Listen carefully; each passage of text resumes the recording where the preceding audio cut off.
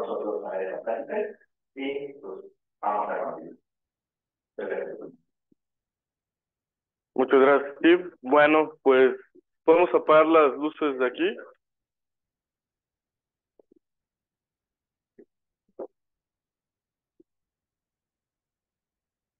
Ok, muy bien. Vamos a hablar sobre la importancia del manejo multidisciplinario en la obesidad, ¿vale? Obviamente todo esto enfocado hacia la colocación del balón intragástrico. Eh, Como ya comentó el doctor, soy cirujano bariatra y también tengo alta especialidad en nutrición clínica. Siguiente, por favor.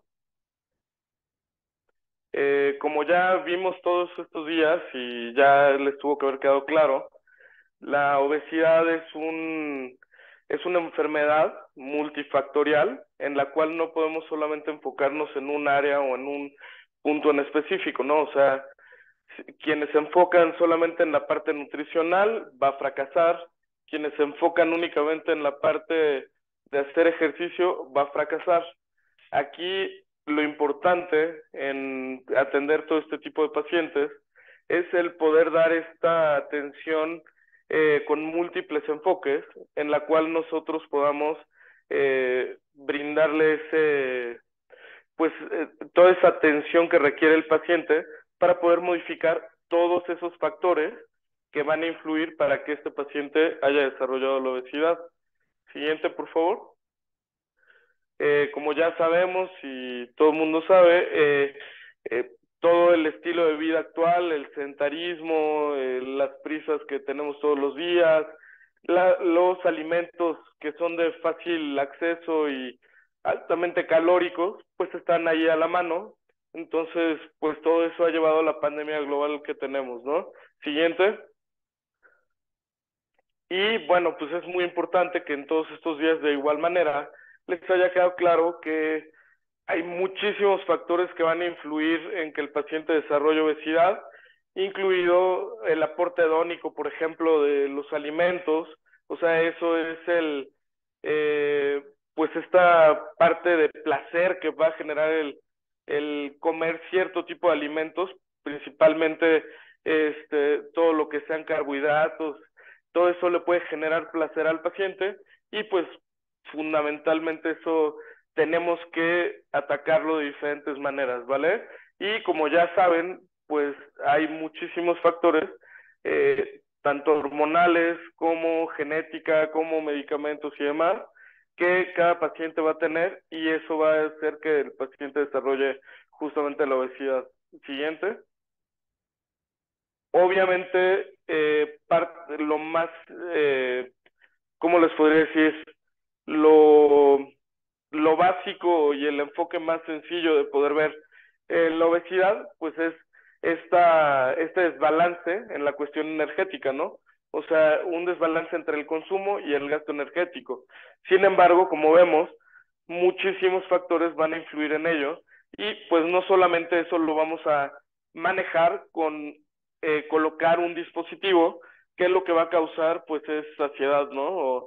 Que es un procedimiento restrictivo que va a restringir la cantidad de alimentos que van a ingresar al estómago. Entonces, pues todo esto es lo que tienen que considerar, ¿vale? Siguiente. Como ya sabemos, el balón intragástrico se coloca en la AGA. Se sugiere que el balón se coloque de 6 a 8 meses y dependiendo obviamente del tipo de balón, es importante que tomen en cuenta esto, o sea, el poderle ofrecer al paciente el balón intragástrico, pues va a ser mejor que no ofrecerle nada al paciente, ¿no? O sea, como ya sabemos, hay indicaciones para cada tipo de procedimiento, sin embargo, es importante que tengan esto en cuenta. Aproximadamente la pérdida del 10% del peso corporal total va a mejorar las comorbilidades que pueda presentar el paciente. Entonces, es importante que sepan que con este tratamiento, pues podemos ofrecer ciertos beneficios al paciente. Y como ya hemos visto, lo que podemos ofrecerle al paciente es una pérdida de desde 10 kilogramos hasta unos 25 kilogramos en el transcurso de un año. Obviamente es muy importante hacer énfasis en las modificaciones del estilo de vida que va a requerir llevar el paciente. O sea, algo que es importante tener en cuenta que cuando nosotros estemos colocando los balones intragástricos es que esto va a ayudarle al paciente, va a ser como un empujón, ¿no? Para decir, ok, vas a perder en este primer mes, en los primeros 6 meses que se coloca el balón, vas a perder una cantidad importante de peso. Sin embargo, depende totalmente de estas modificaciones que haya hecho el estilo de vida, de cómo va a poder continuar eso a largo plazo. Entonces, es muy importante que también el paciente tenga una reeducación en cuanto a la alimentación, ¿no?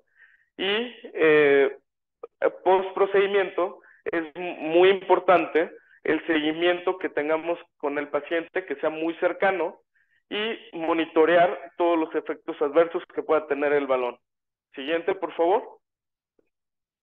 Esto es importante tomarlo en cuenta porque vamos a mencionar ahorita la norma oficial mexicana, que es un documento que pues ya está algo obsoleto.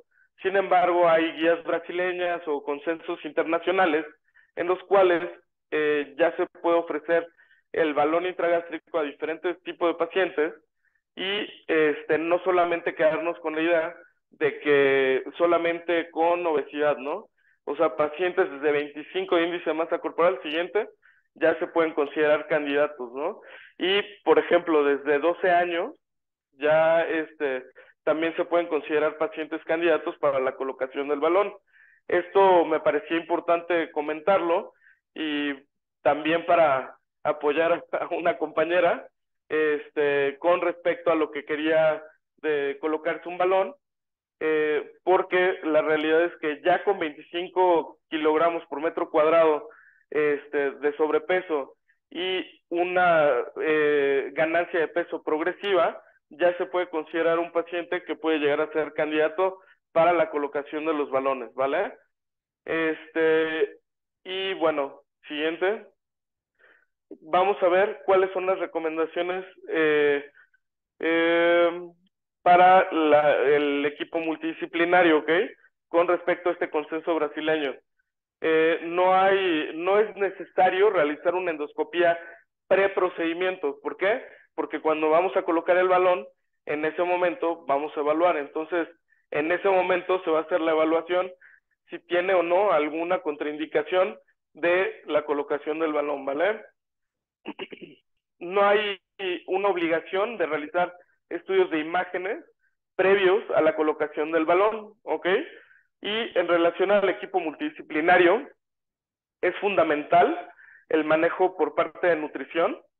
Sin embargo, todo lo demás, o sea, todo el resto del equipo multidisciplinario, de acuerdo a este consenso brasileño, va a estar pues a decisión del endoscopista que vaya a colocar el balón, ¿vale? ¿Por qué? Porque no todos los pacientes van a tener las mismas características, no todos los pacientes a los que les vamos a colocar tienen exactamente la misma indicación, ¿no? Entonces, de acuerdo a este consenso brasileño, la presencia de un psicólogo no es mandatoria, o sea, no es obligatoria, la presencia de endocrinólogo, un nutriólogo clínico, psiquiatras no son determinantes, ¿vale? A menos que el paciente tenga alguna situación especial en la cual nosotros consideremos, ¿no? Entonces aquí hay que evaluar y hay que individualizar cada caso y cada paciente para ver qué es lo que le vamos a indicar con respecto al manejo multidisciplinario. Algo que es importante, el nutriólogo debe de seguir el manejo del paciente, ¿vale? Durante todo el tratamiento que esté el balón. Siguiente. Con respecto al retiro del balón, el consenso brasileño recomienda la ingesta de Coca-Cola o bebidas carbonatadas de cola, así lo refieren, como preparación de la remoción del balón. Igualmente, una dieta líquida de 2 días sería lo ideal para poder retirar este balón. Y un ayuno de 12 horas para el retiro del balón es necesario. Entonces, todo esto también va a ser parte del equipo multidisciplinario. También todo esto es parte de lo que tiene que indicar nutrición con respecto al manejo previo al retiro, ¿vale? Igual, el seguimiento clínico que recomiendan para los pacientes que se les retiró el balón es de aproximadamente 6 meses, ¿ok? 6 meses que podemos darle el seguimiento por parte de nutrición y por parte de, o sea, obviamente nosotros como cabeza, pero también parte de nutrición y parte de psicología, ¿vale? Entonces, el seguimiento post-retiro es muy importante también y considerar y decirle al paciente desde el principio que va a requerir este seguimiento posterior, ¿vale? Siguiente. Y bueno, vamos a hablar sobre la norma oficial mexicana. ¿Por qué? Porque eso es parte de lo que tenemos que seguir, ¿no? Dentro, entre comillas, ¿no? Porque ya es un documento que en realidad pues está anticuado, no está basado en estos consensos que son mucho más recientes. Entonces, bueno, siguiente. Lo que dice la norma oficial es que deberá contar con certificación en cirugía bariátrica o endoscopía emitidos por el consejo correspondiente para la realización de este tipo de procedimientos. Todo candidato a cirugía o procedimiento endoscópico debe ser estudiado en forma completa, previamente con historia clínica, análisis de laboratorio, estudios de gabinete, valoración cardiovascular, anestésica, nutricional y psicológica. En su caso, psiquiátrica y cualquier otra disciplina que resulte necesaria para complementar el estudio del paciente. Entonces, esto es muy importante, o sea, eso sí deben de cumplir, o sea, que obviamente todos los pacientes que vayan a someter a un procedimiento de estos, pues tenga un seguimiento pues importante por diferentes áreas, ¿vale? Por este equipo multidisciplinario. Siguiente. El tratamiento o procedimiento deberá estar basado y justificado en la evaluación de un equipo multidisciplinario. Para poder someter al paciente a este procedimiento, necesitamos tener el visto bueno de estas especialidades, ¿vale? Entonces, es importante tener ese equipo multidisciplinario y tener ese visto bueno para que se pueda realizar. Podrá estar integrado por un cirujano, anestesiólogo, internista, psiquiatra, licenciado en nutrición y psicólogo clínico. Siguiente. Siguiente. ¿Cuáles son las contraindicaciones? Utilizar técnicas no convencionales para el tratamiento del sobrepeso y la obesidad que no cuenten con evidencia científica y no se encuentren universalmente aceptados en el marco de la ética médica. Esto es importante porque todavía hay procedimientos que se están realizando, que sí se puede evaluar cuál es su eficacia, sin embargo no están universalmente aceptados, ¿no? Entonces es importante saber que pues el balón sí es un procedimiento que cuenta con este reconocimiento y está aceptado en el marco de la ética médica. Siguiente. Contraindicaciones: realizar bajo criterio del médico únicamente el tratamiento quirúrgico o endoscópico sin la participación y evaluación de un equipo multidisciplinario en los términos que se señala. Siguiente. De acuerdo a la norma, esto se los menciono nada más igual para que lo tengan en cuenta. Sin embargo, como les digo, los consensos internacionales ya han cambiado estas indicaciones. Entonces, el uso de procedimientos endoscópicos será indicado en pacientes con obesidad, con índice de masa corporal de 30 a 34.9, con comorbilidades asociadas o un IMC igual o mayor a 35 kilogramos por metro cuadrado, en pacientes con alto riesgo que requieran una reducción de peso previa al tratamiento quirúrgico, que se encuentra en un programa de manejo multidisciplinario, o en pacientes que no acepten un tratamiento quirúrgico. En el caso de pacientes de 16 a 18 años, es necesario que haya concluido su desarrollo físico y sexual, de acuerdo a la norma oficial. Siguiente. Manejo pre- y poscolocación de balón por equipo multidisciplinario. Eso igual vamos a verlo con respecto a otras guías, ¿vale? Entonces, se recomienda una visita previa a la colocación con el endoscopista y de 1 a 2 sesiones con el nutriólogo. Se deben fijar las expectativas a corto y largo plazo con el paciente. Entonces, siempre que llegue un paciente de estos, nosotros tenemos que ser claros con ellos, ¿no? y tampoco hacer que tengan unas expectativas exageradas con respecto a la colocación del balón. Y siempre hacer hincapié en que tienen que llevar el seguimiento por el equipo multidisciplinario y que si no hacen esos cambios en el estilo de vida posterior al retiro del balón, pues muy probablemente va a haber una reganancia de peso. Entonces, es muy importante que estas expectativas no se las elevemos al paciente, porque si no, cuando se le retire y tenga reganancia, pues nosotros vamos a quedar como los malos de la película, ¿no? Entonces hay que tener mucho cuidado con eso. Eh, Se recomienda, una de las claves del éxito en pacientes con balón es la frecuencia y el apego al manejo por el equipo multidisciplinario. Como les comentaba, sin este apoyo el paciente va a fracasar, ¿vale? Siguiente. ¿Qué es lo que recomiendan estas guías norteamericanas? Pues el seguimiento, la consulta inicial, que debe ser una o dos consultas con el endoscopista y con el nutriólogo, y finalmente el seguimiento, que como les comentaba, se recomienda en estas guías que sea de 6 a 8 meses la utilización del balón. En este seguimiento, lo que dicen es que se debe hacer cada mes el seguimiento por parte del endoscopista y también por el equipo multidisciplinario. Y posterior al retiro, aquí a los 6 meses, igual llevar el seguimiento otros 6 meses hasta que podamos ver que el paciente no haya tenido una reganancia importante. Siguiente. Regresa una.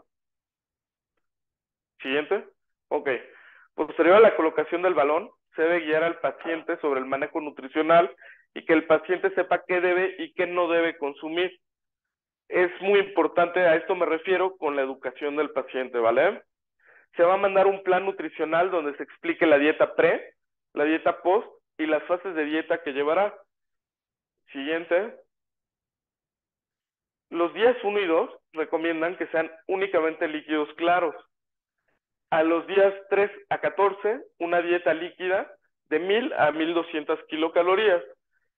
Y días 15 a 21, una dieta blanda de 1200 a 1500 kilocalorías con 60 a 80 gramos de proteína. Posteriormente, se van a introducir alimentos de textura normal, que es una dieta balanceada.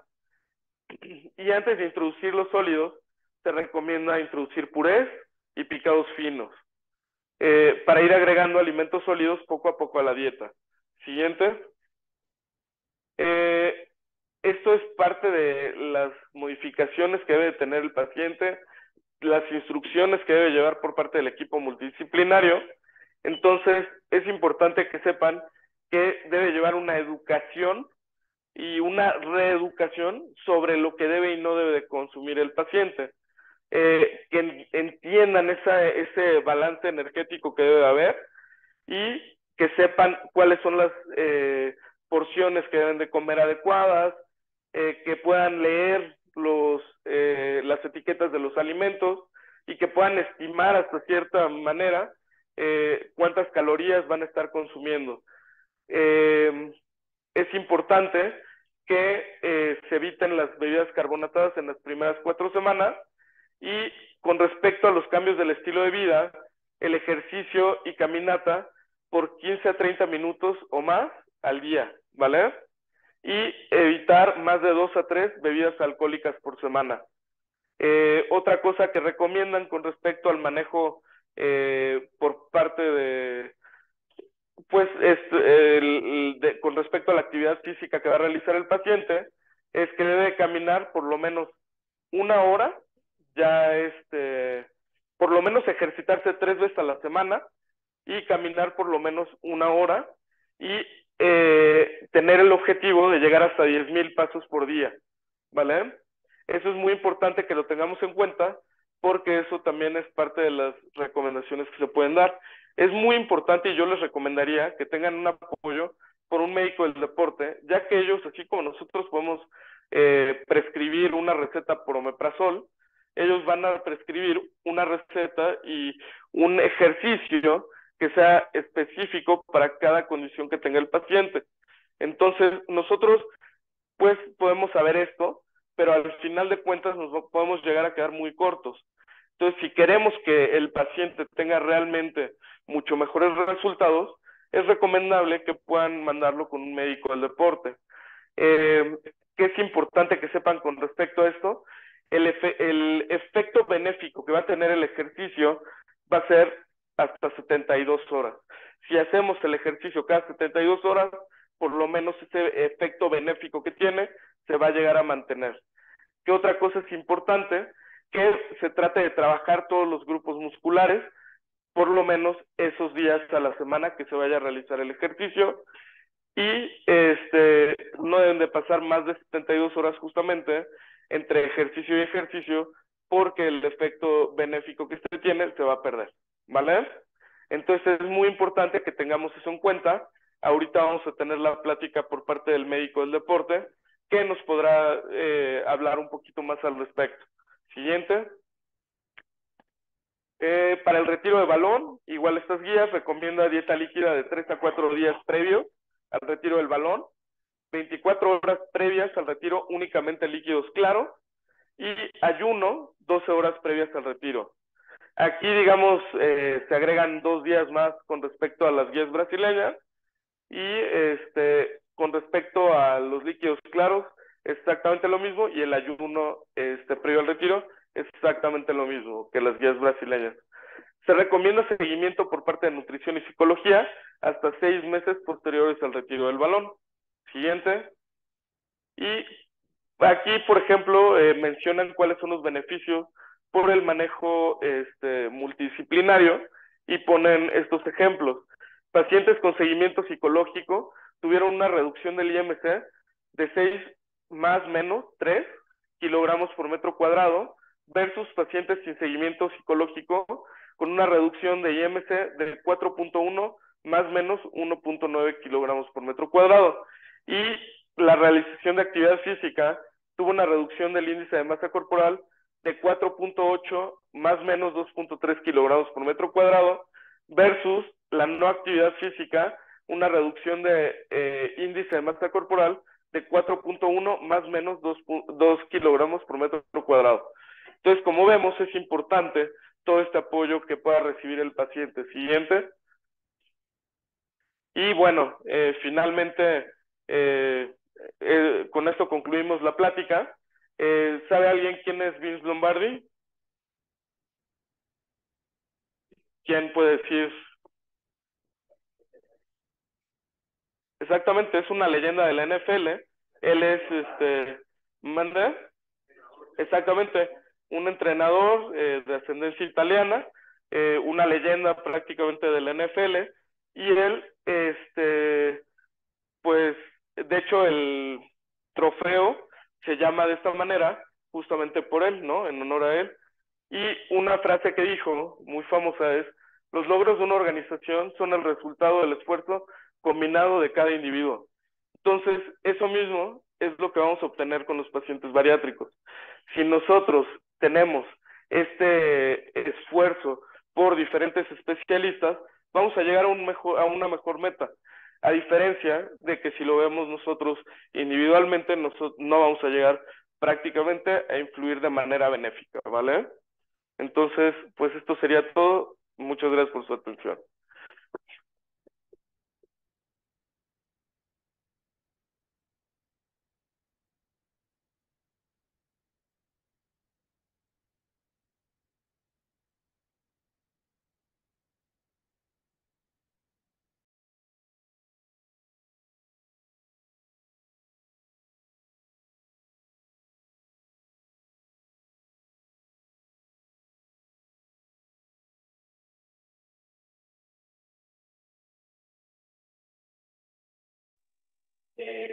La doctora Diana Gómez. Ella es psicóloga especialista en trastornos de la alimentación y especialidad en neurología. Le agradezco que esté con nosotros. Gracias. Para cambiar las imágenes. No, es que no, tienes que decir la siguiente porque no alcanza y con este prendemos el rayo. Ok. ¿Sale? Buenos días, les ofrezco una disculpa por el retraso, pero la verdad es que la ciudad está un poco caótica el día de hoy. Bueno, pues yo soy Marisol Sariñana, yo soy psicóloga clínica y ya llevo pues un buen rato trabajando con pacientes que se someten a algún tratamiento para la pérdida de peso. Puede ser cirugía bariátrica o en este caso que les voy a hablar un poquito pues del balón intragástrico, ¿no? La siguiente, por favor. Bueno, creo que ya todos saben esta parte. La obesidad pues es una enfermedad multifactorial.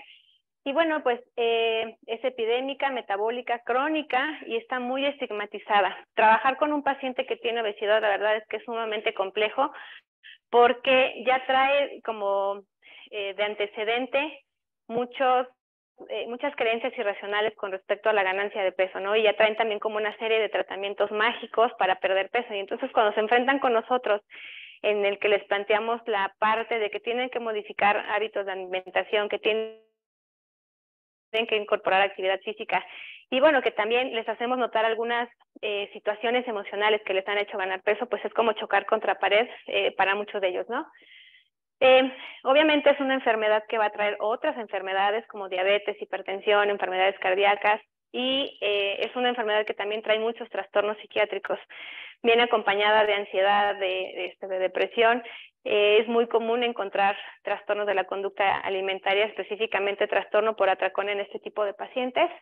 Y pues bueno, no nada más es el paciente que come mucho y que no se mueve, ¿no? También hay factores genéticos y culturales. La siguiente, por favor. Bueno, como yo les decía, es una enfermedad multifactorial, por eso es que los pacientes tienen que ser valorados por un equipo multidisciplinario, que incluye pues un nutriólogo, un psicólogo, en algunas ocasiones pueden también como reclutar a un fisioterapeuta, un internista, obviamente el cirujano, el endoscopista, y bueno, pues tiene que ser un psicólogo especializado en el tema de bariatría. ¿Por qué? Porque es muy común, como yo les decía, que los pacientes presenten algún trastorno de la conducta alimentaria. El trastorno más común es trastorno por atracón o síndrome de comedor nocturno. Si nosotros no detectamos esto, el paciente va a ser muy difícil que pueda regular su conducta alimentaria. Cuando yo en la consulta detecto que el paciente ya tiene un trastorno por atracón, no lo puedo trabajar sola. Tengo que agregar a otro integrante más al equipo, que es el psiquiatra. El psiquiatra ya con algún fármaco nos ayuda a regular la ingesta de alimentos.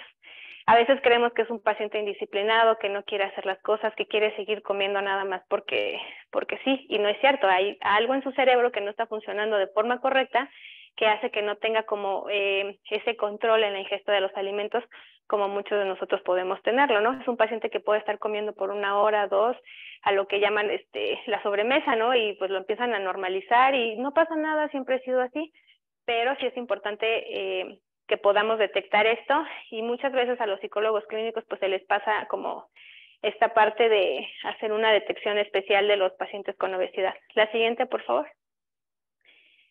Bueno, ¿qué es lo que nosotros hacemos en cuanto al paciente? Ofrecemos un acompañamiento antes de la colocación y después de la colocación.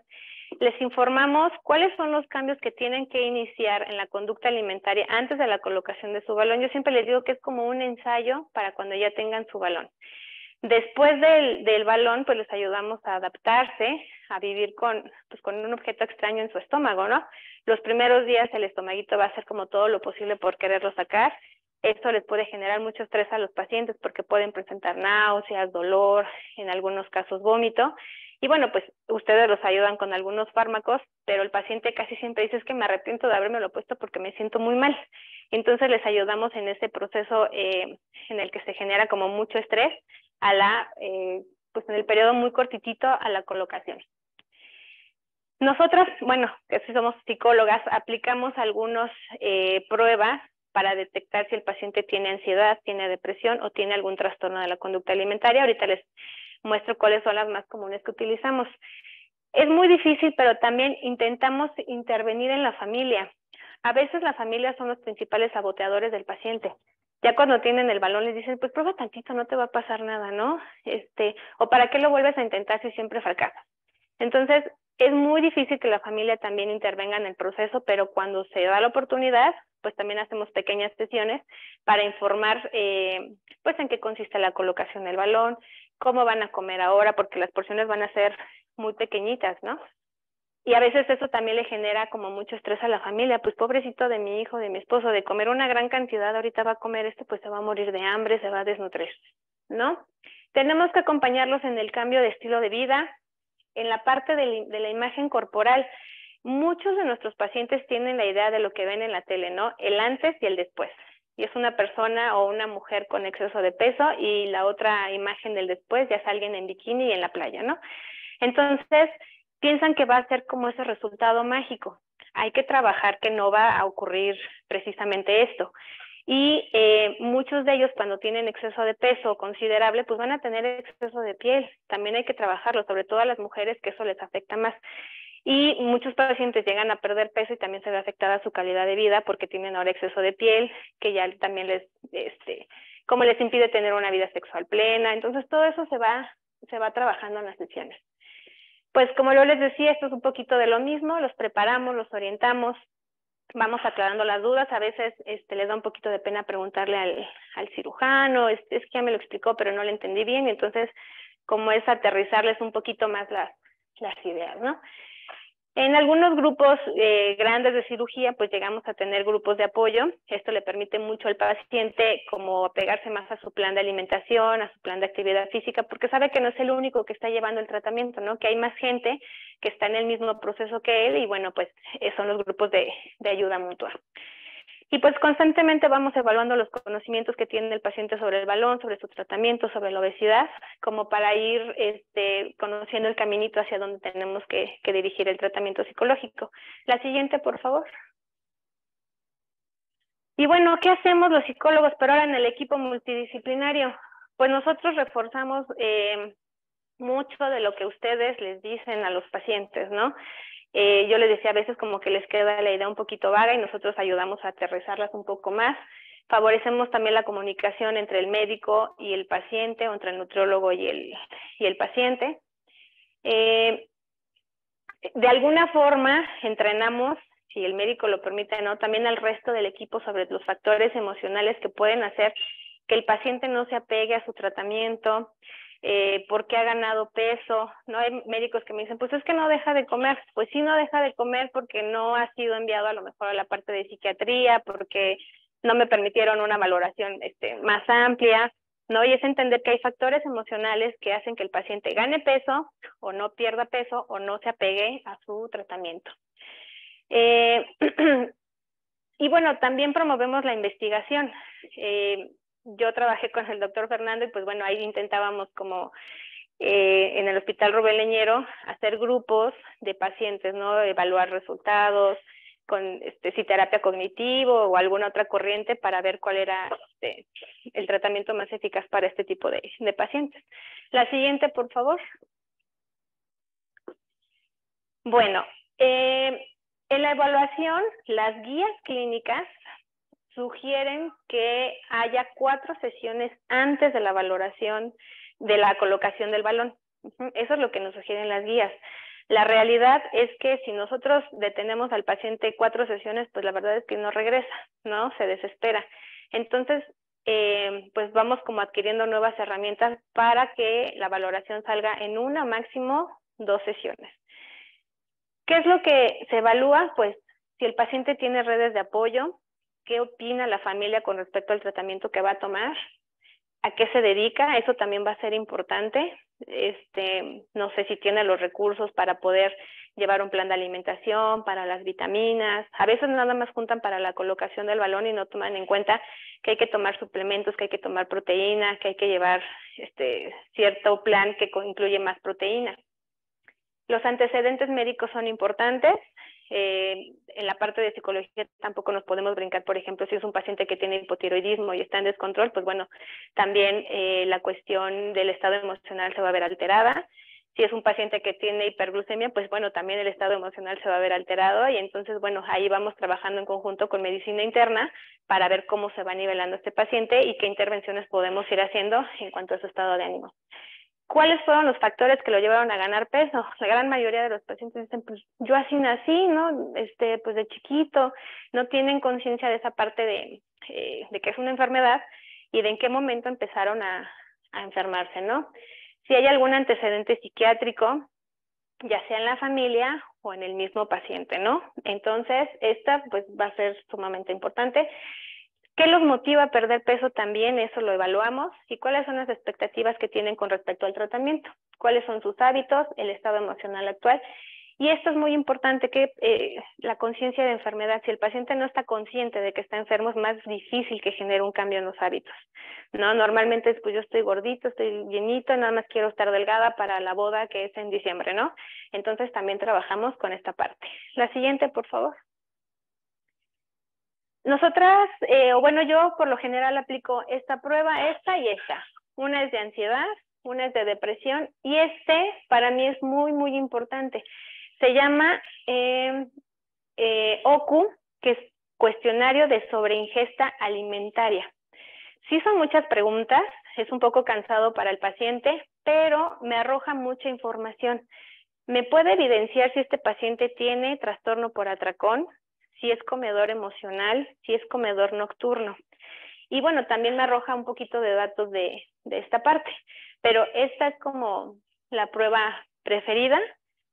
Se llama OKU, cuestionario de sobreingesta alimentaria, y nos arroja muchísima información y nos permite como hacer una estrategia terapéutica con respecto al paciente. La siguiente, por favor. Esto se debate mucho todavía, ¿no? Estas eran como de las guías del 2014, y después en otra reunión de psicólogas se dijeron que ya no habían contraindicaciones absolutas, pero en realidad las seguimos tomando como absolutas. Si un paciente tiene depresión mayor, pues no es conveniente colocarle el balón, porque muy probablemente no se va a pegar al tratamiento. Y también tenemos que valorar si es un paciente que ha tenido previamente algún intento suicida o si tiene ideaciones suicidas, ¿no? Si tiene adicciones activas, pues tampoco es un candidato para el balón. Entonces, primero se manda a psiquiatría o un tratamiento de rehabilitación y vamos trabajando con este paciente.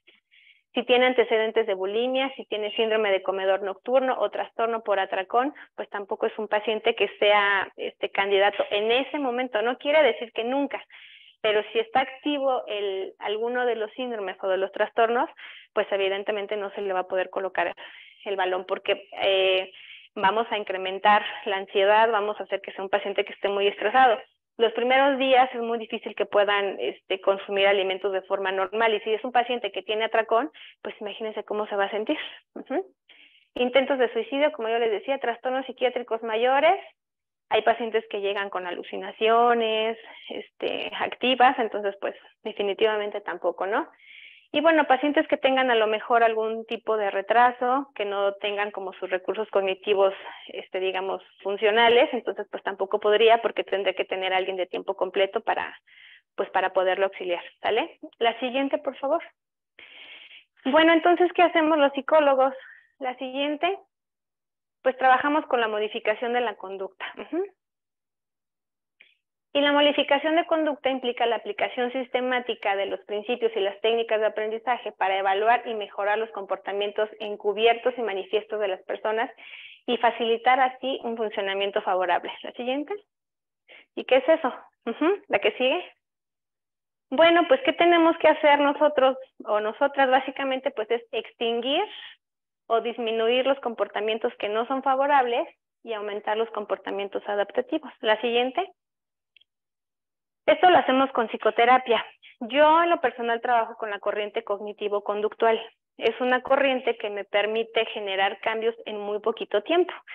Y bueno, también la parte de la experiencia nos va como ayudando a hacer estos cambios en un tiempo todavía más corto, porque a veces es real que la presión que nos ejercen como los cirujanos o los endoscopistas para que no se nos vaya el paciente, pues nos obliga como a buscar nuevas estrategias y a generar pues cambios más rápidos en el paciente. La psicoterapia pues nos permite intervenir en la relación entre emociones y comida. Muchos de nuestros pacientes son comedores emocionales, y yo creo que todos aquí en algún momento comemos por alguna emoción. De hecho, es algo que aprendemos desde que somos muy chiquitos, ¿no? Si piensan en un bebé que llora, ¿qué es lo primero que hace la mamá? Te ofrece el pecho, la mamila, una galletita, ¿no? Y entonces vamos creciendo y vamos como asociando la comida a alguna emoción. La realidad, ¿no? A los 9 días de rosario te dan tu pan con tu café, y el 9º día, tamales. Es mi cumpleaños, comida. Quiero conquistar a alguien, la invito a comer. Entonces, yo creo que todos tenemos como mucha relación entre lo que comemos y nuestras emociones. Pero en un paciente con obesidad, obviamente, esto está exacerbado y hay que encontrar la relación que hacen ellos entre lo que están comiendo y lo que están sintiendo. Obviamente tenemos que lograr que pierdan peso y que lleguen al peso meta. Eso lo pone o lo trabajan con la nutrióloga, nos lo proporcionan a nosotros y la meta es que pues lleguen a ese peso y no solamente que lleguen al peso, sino que logren mantener su peso ideal una vez que les coloquen el balón, que ese es el máximo reto, ¿no? Una vez que se retire el balón, mantenernos en el peso. Evitar las recaídas. Ese también pues es como muy importante, pero sobre todo cuando ya les quitan el balón, ¿no? Ya sea de 6 meses o de 1 año. Ahí viene como nuestra evaluación de equipo multidisciplinario, qué tanto se puede mantener el paciente en su peso. Trabajamos con la autoestima, el autoconcepto, la autoimagen, que es lo que yo les decía. Pues tienen un concepto de cómo van a quedar después de la colocación y cuando ven que no es cierto, pues bueno, la autoestima se viene otra vez para abajo, ¿no? Comprender qué significa para ellos comer, que para muchos simboliza felicidad, para muchos es la forma en la que calma la ansiedad, para muchos es una forma de recompensa. Y bueno, pues tenemos que romper en la medida de nuestras posibilidades la relación entre los alimentos y la comida. Yo les decía, es imposible romperla por completo porque todos estamos como condicionados de alguna forma a hacerlo, pero pues en los pacientes es como de vital importancia si darnos cuenta de la relación que tiene. La siguiente. Y bueno, pues en la terapia cognitivo hacemos esto, les dejamos muchos registros. Cuando los pacientes anotan lo que sienten, lo que piensan y lo que están comiendo, es una forma de hacerles consciente de sus conductas. Si lo escriben, yo les digo que lo traen a la parte consciente y entonces ya pueden ir con sus registros, ellos anotando, hoy me sentí enojado y fui y busqué un chocolate, ¿no? ¿Qué pasó? ¿Cómo percibí la situación? Y es como, yo les digo que es como si fueran a correr un maratón. Es un entrenamiento que van a ir haciendo poco a poquito hasta que ellos se den cuenta en algún momento que ya no requieren de la comida para gestionar alguna emoción. En la reestructuración cognitiva, pues les enseñamos a detectar emociones y pensamientos irracionales, ¿no? Los pensamientos irracionales surgen porque a veces perciben una situación de forma diferente. Les enseñamos a adquirir habilidades que les permitan vivir con el balón, pero también vivir con los hábitos nuevos adquiridos sin el balón, ¿no? Habilidades sociales. ¿Qué voy a hacer si voy a una reunión y no está lo que me mandó la nutrióloga de comer? ¿Cómo puedo aprender a decir no gracias, no en este momento? Porque a veces no sabemos decir que no, a ser asertivos y a estarte constantemente revaluando ellos mismos, ¿no? Y bueno, aquí pues lo que les decía, la autoestima, la autoeficacia y estar reforzando las conductas positivas. A veces nos centramos en lo que no hace el paciente, pero nunca les hacemos notar qué es lo que sí está haciendo. Ayer yo veía a un paciente que se sometió a cirugía con 214 kilos.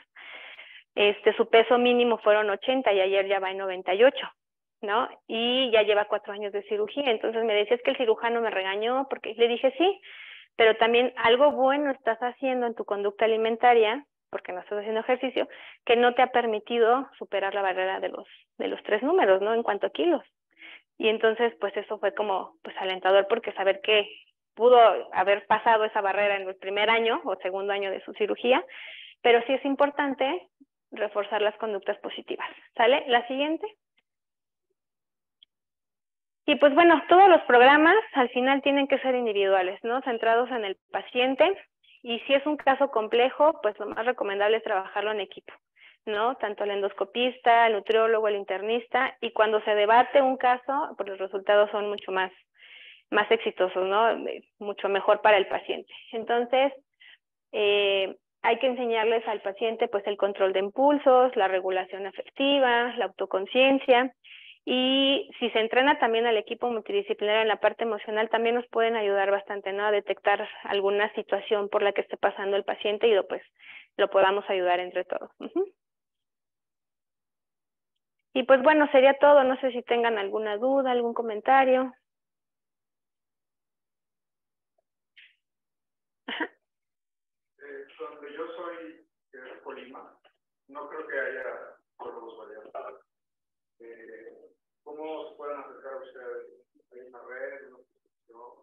Hay una página de psicología bariátrica en México que es como por parte del colegio. Creo que ahorita estaba como en reparación, pero lo que estamos haciendo últimamente, gracias, digo, un poquito a la pandemia, a la tecnología, es hacer sesiones por Zoom. Ahora, ¿ande? Hay una, es como una asociación de psicólogas bariátricas. Es como latinoamericana. Me parece que ahorita la página está en reparación. Quien la dirige es una psicóloga que se llama Blanca Ríos.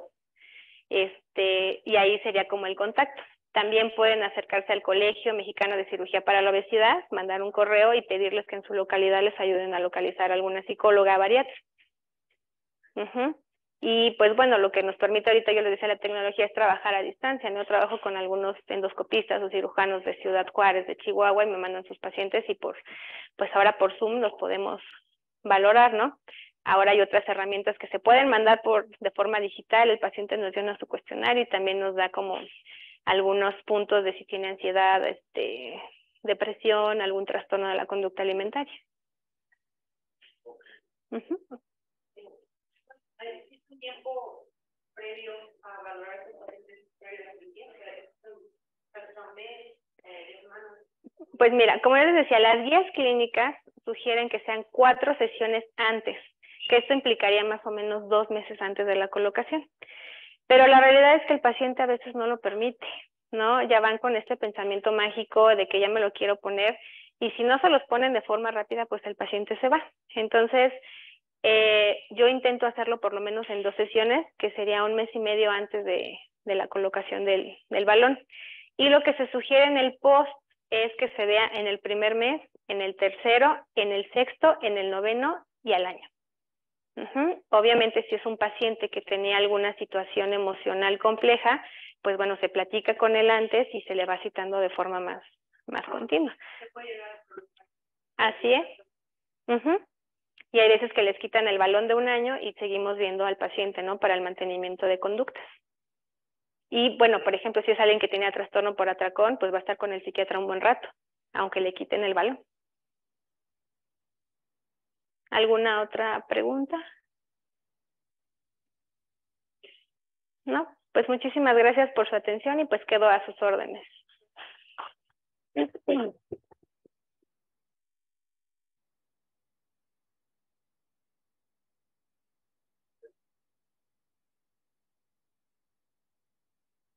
Doctora, que entregamos su Comprobante de que vino a darnos clase. Gracias. Que sigamos plática.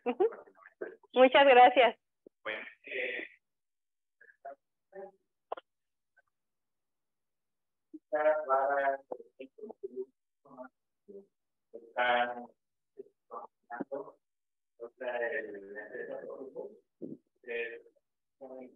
nuevo que es la competencia, digamos, de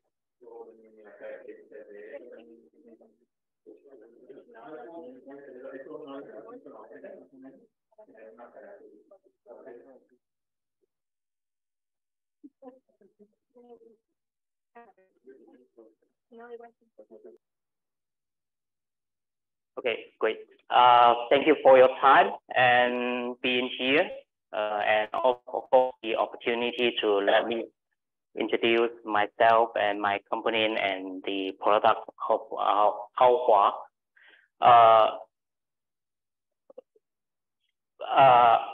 First of all, my name is Sean. I'm the marketing manager for the overseas market, and it's really a pleasure to be in here. And this is the first time of visiting Mexico and meeting with you guys. In the past 2 days, some of you already met us and also talked with us.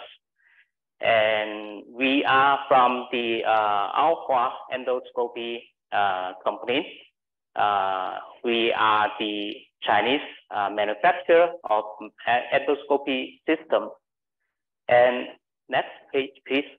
Yes, I'm going to give a brief introduction of our company. And we established in 1994 in Shanghai, China, and dedicated to the endoscopy system manufacturing.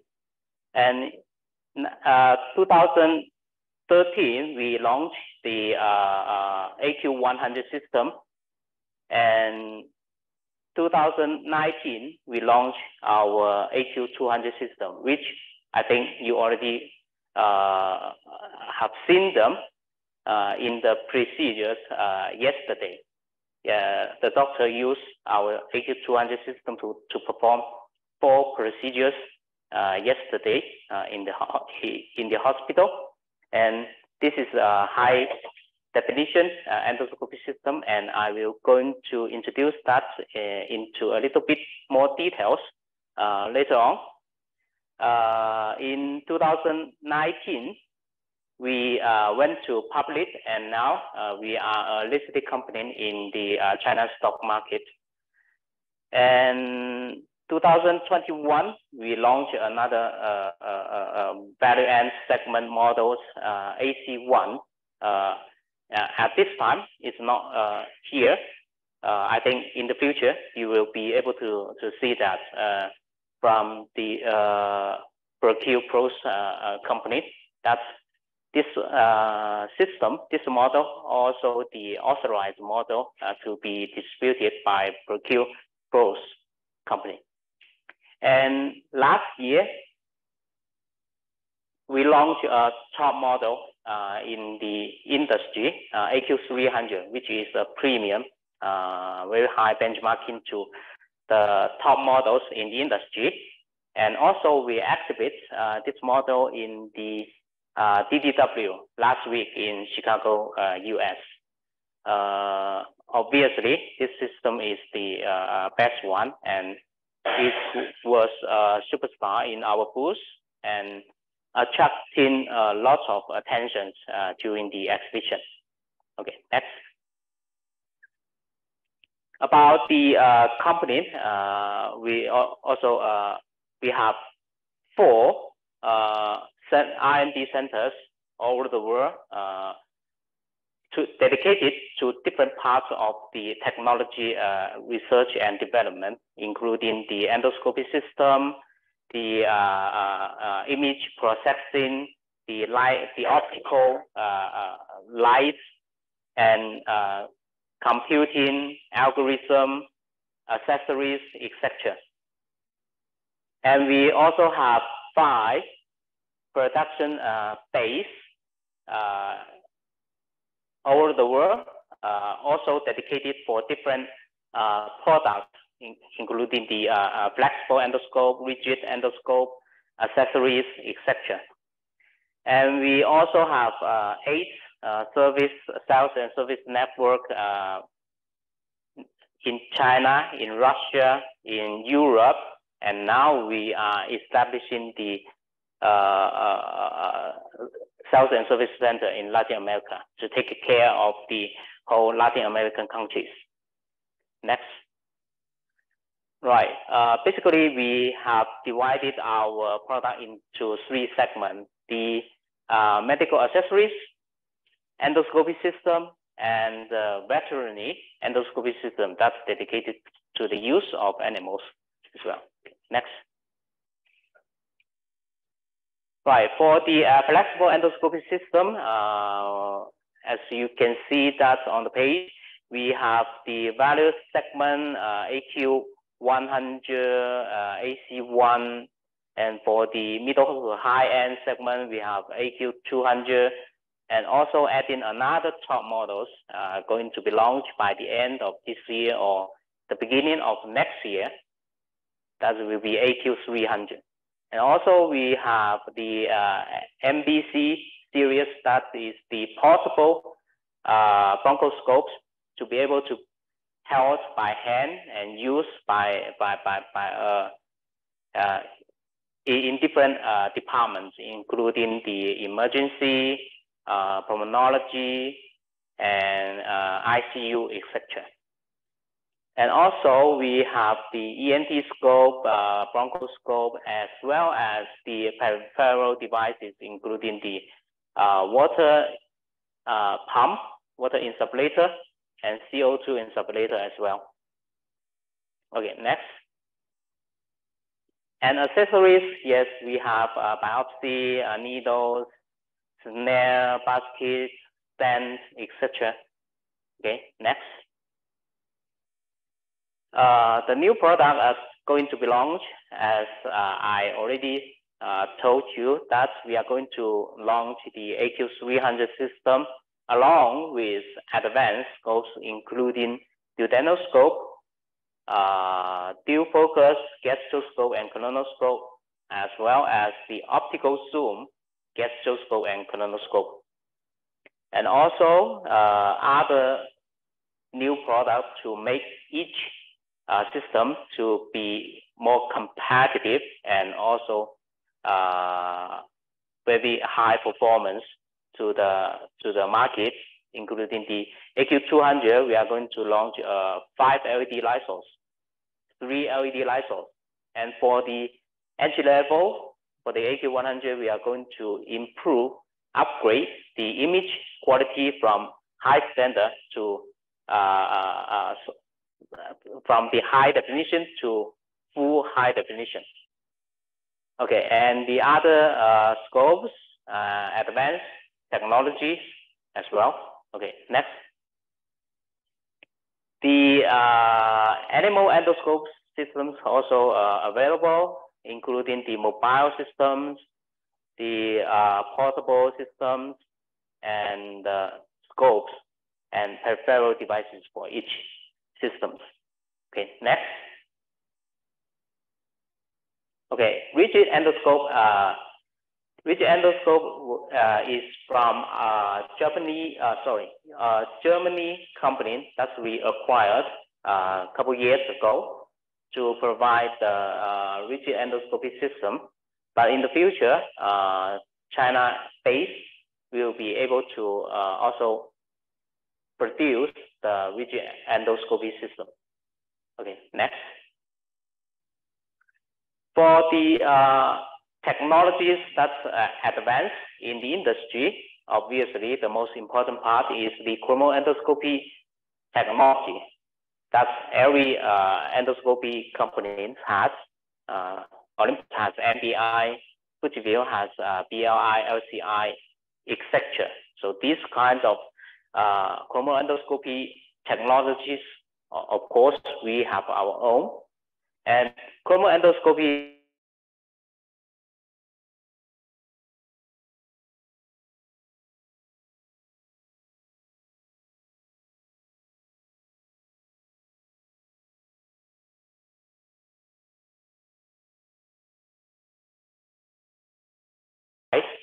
this kind of technologies that's only realized through the color modification and the algorithm. This kind of technology we call digital chromoendoscopy mode. But the most important part nowadays is the optical chromoendoscopy mode. That's going to be modify the wavelength of the light source, so that ejecting different wave range from the light source to provide a chromoendoscopy mode. For example, NBI from Olympus is the most well-known one.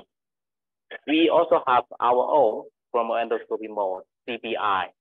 And currently, with different light source, we will have different chromoendoscopy modes, including regular one, including indigo, aqua, amber, etc.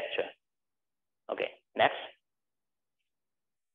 And also on the AQ200, in the past 2 days, you already seen the resolution and the image quality from the endoscopy system. But besides that, visible, there are some also other technology advancement on this system, including the first one, laser transmission.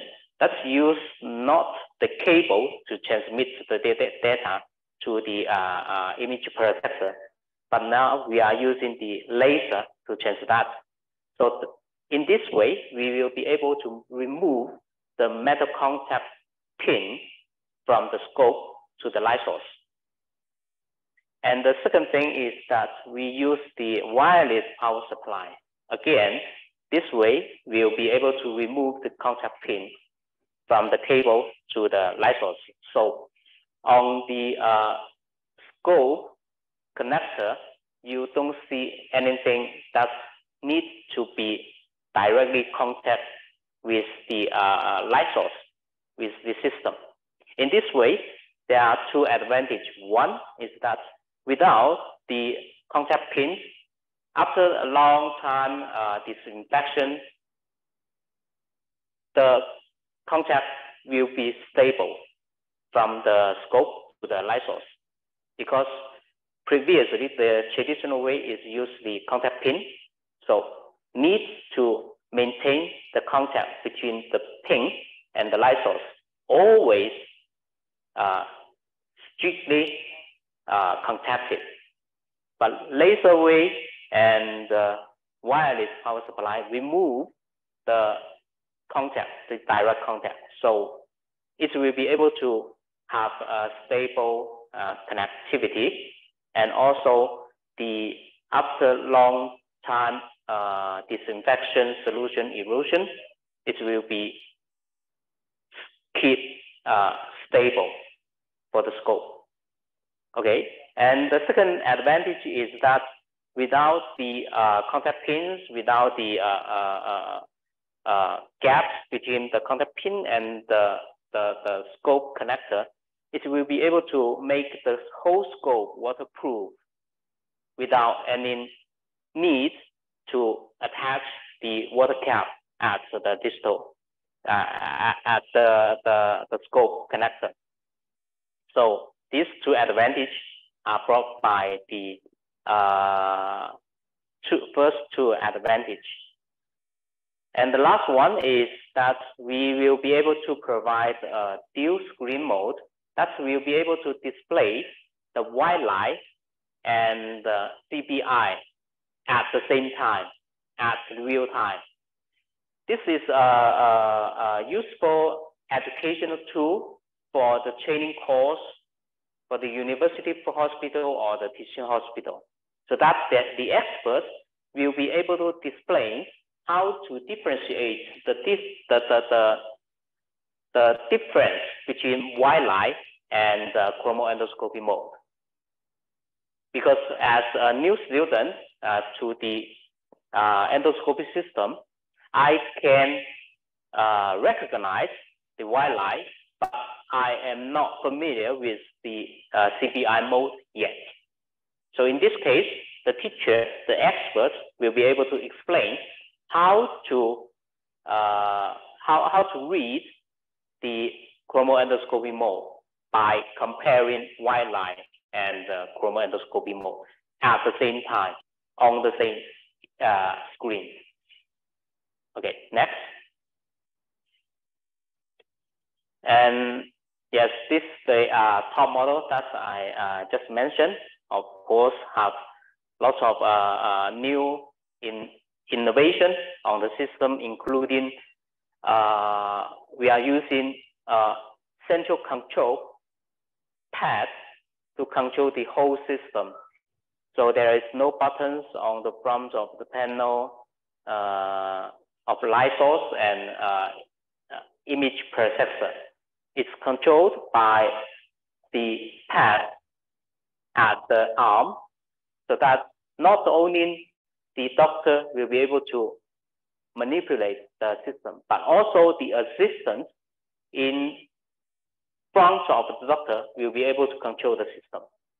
So make it convenient, make it more accessible, and also some new innovations on the pad is using the Face ID recognition to load your preferences when you log in. So for the system, with different doctors have different preferences and configurations on the system, it will be able to load the configuration by your face. And also advanced scopes available on this series, including the colonoscope features, CSA, that has the stiffness adjustment, elastic bending, etc. These kind of features will improve the maneuverability for the doctors when they are doing the colonoscopy procedure, because it's dedicated to improve the stiffness, to improve the maneuverability, and improve the operation of the scope by the doctor. And other advanced scopes, as what I said, the duodenoscope also available on this series, the dual focus, the optical zoom, gastroscope and colonoscope as well. Okay, next. And the global market, yes, we already doing the global market for years, but now this is another step to penetrate the global market.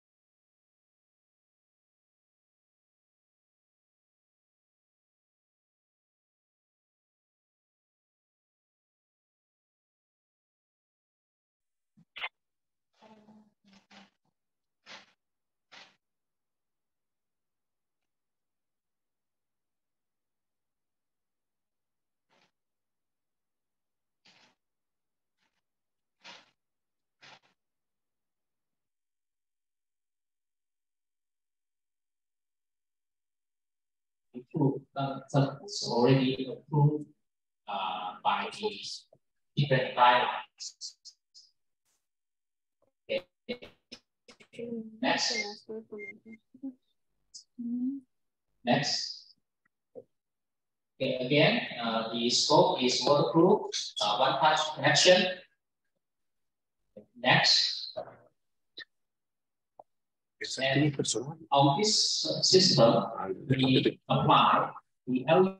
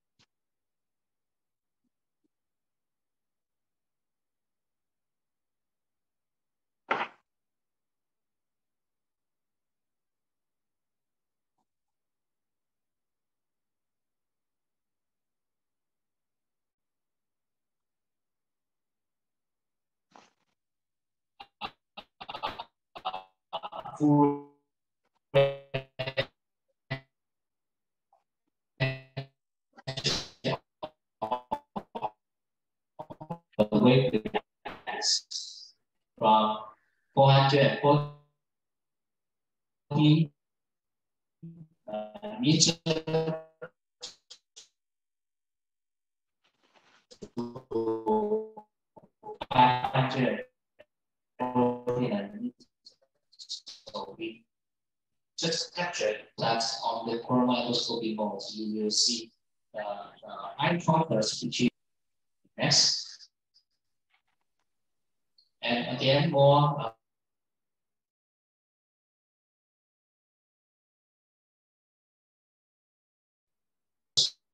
modes.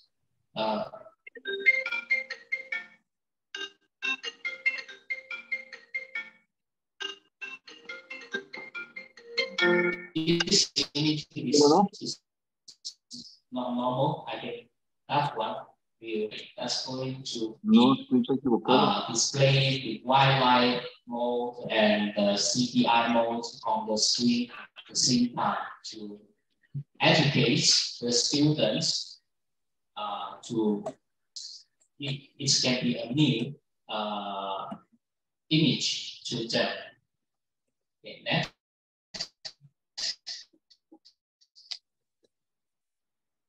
And RFID technology we recognize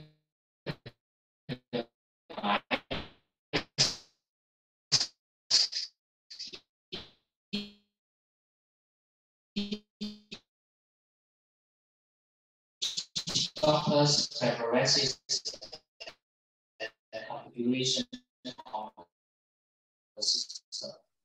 Imagine that different doctors will have different preferences. For example, the buttons, I have my preferences, but another doctor will have another one.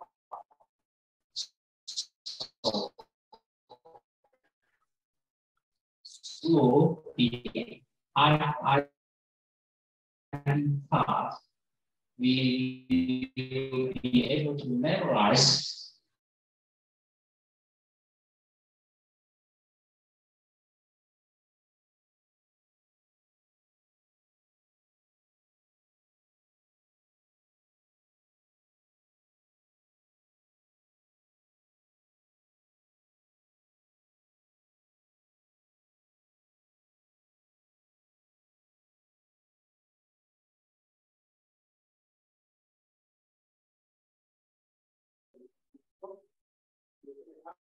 Como el deporte en breves instituciones, en el equipo de Puma,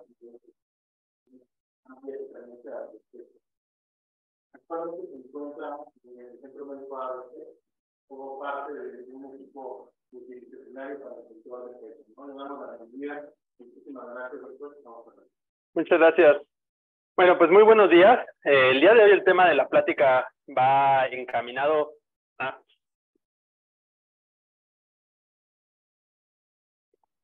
Muchas gracias. Sí.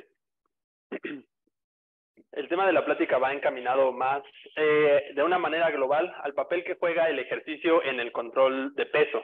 Como sabemos, pues bueno, tenemos varias intervenciones del control de peso que van desde una intervención en cambios en el estilo de vida, intervenciones farmacológicas, intervenciones con balón intragástrico, cirugía bariátrica. Entonces vamos a tratar de hacerlo un poquito más global, aunque sabemos que, bueno, cada una de estas intervenciones va a tener una terapéutica e indicaciones específicas. ¿Aquí sigue, por favor? Muy bien. A manera de introducción, vamos a tener, bueno, una máxima, que es los cambios al estilo de vida, la nutrición y el ejercicio, como sabemos y como se ha descrito en guías de práctica clínica, en metaanálisis, en reviews, sabemos que la nutrición y el ejercicio son parte esencial del tratamiento contra la obesidad y el sobrepeso. ¿A qué sigue? Sin embargo, más del 90% de los pacientes no logran las metas de control de peso en cuestión de ejercicio. Y este siempre ha sido un tema pues, en el cual ha flaqueado o en el cual siempre tenemos un margen negativo en cuestión de la terapéutica. Dentro de las barreras más importantes que hay está la falta de tiempo, la fatiga y las lesiones osteomusculares previas, que son pues muy comunes en pacientes con sobrepeso y obesidad. ¿A qué sigue? Ok, entonces, de manera muy rápida, y como sabemos es una visión muy simplista de lo que es el sobrepeso y la obesidad, vamos a tener el balance energético. Dentro de este balance energético vamos a tener el aporte energético, en el cual va a estar involucrado todos los aspectos de nutrición, micronutrientes, macronutrientes, y tenemos la parte del gasto energético, en la cual está el metabolismo basal, pero muy importante, la actividad física. Actividad física no estructurada, es decir, lo que hacemos a lo largo del día, como caminar, subir escaleras, barrer, lavar trastes, y la actividad física estructurada que se conoce como ejercicio, que va a ser una actividad física la cual va a tener un horario establecido, va a tener métricas establecidas y sobre todo va a tener una intención, que es una actividad física encaminada a mejorar la salud o mantener algún aspecto de la condición física. ¿Qué sigue? Dentro de estos componentes del metabolismo basal, donde va a estar involucrado en el gasto energético, tenemos que es muy variable, ¿no? Vamos a tener componentes del metabolismo basal como nuestra estatura, el género, la edad, factores genéticos, patologías previas, el clima inclusive modifica nuestro gasto energético, pero dos de los factores donde más podemos incidir como parte de la terapéutica es la parte de la composición corporal, que es la parte de la grasa y la parte del músculo. Y esto va a tener un impacto muy, muy importante en el desarrollo y en las adaptaciones metabólicas que va a tener el individuo al bajar de peso. ¿A qué sigue? Ok, estas adaptaciones metabólicas son muy importantes porque son factores que nos van a condicionar tanto la cantidad de peso que podemos perder, pero también aspectos como la reganancia, que es muy importante. Desde ahorita tenemos que dejar claro que un aspecto es el control de peso como tal, no solo bajar de peso, sino también mantener esas pérdidas de peso y también si hay alguna intervención metabólica que venga de la mano de bajar de peso, como disminuir la toma de medicamentos en diabetes, disminuir las cifras de tensión arterial, también va a ser muy importante mantener esas ganancias metabólicas. Entonces, las adaptaciones metabólicas que tenemos con la pérdida de peso está la disminución del gasto metabólico basal, aproximadamente en un 30%. ¿A qué sigue? Adaptaciones termogénicas, que esto va a ser muy importante, y aquí es donde más va a incidir el ejercicio o la actividad física. ¿A qué sigue? Entonces, vamos a ver que la adaptación termogénica, que va a ser una cantidad enorme de adaptaciones que van desde la hipotrofia de los adipocitos, que va dentro de también la mejora o la eficiencia energética de las fibras musculares, la disminución de ciertas adipocinas como la leptina, que van a disminuir la sensación de saciedad, y también a nivel hipotalámico van a disminuir o más bien van a aumentar los estímulos del hambre.